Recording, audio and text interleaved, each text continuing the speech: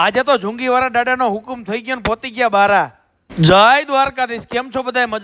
મજામાં જઈશો તો તમારા બધાનું હાર્દિક સ્વાગત છે મારા મિની વ્લોગમાં.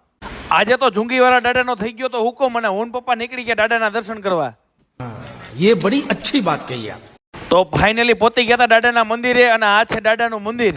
દાદાનું મંદિર ગયો તોય ભલે ને દાદાનો ઓયડો ગયો તોય ભલે. બારાડી ભાષામાં અને દાદાનો ઓયડો કહેવાય. પણ ઝુંગીવાળાના પાદરમાં જાગતું બેઠો છે દાદો આશરો.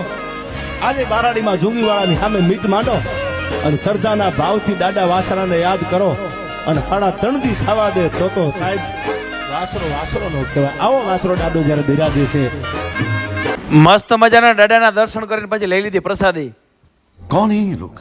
આ છે બારાડીના શરણાઈ વાળા ભાઈ. બારાડીની બંદૂક કાં તો ફૂટે ને કાં તો ફાટે.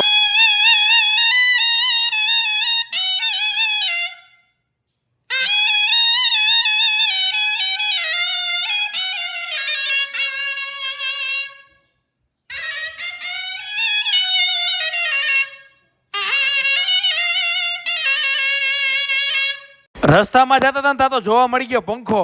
આ પંખો કોનો હોય કોમેન્ટ કરી દેજો. अबे साले जब રસ્તામાં જતા હતા ને ત્યાં તો જોવા મળી ગયો મસ્ત મજાનું લોકેશન, કુદરતી નજારો. क्या बात है सर, क्या बात है सर.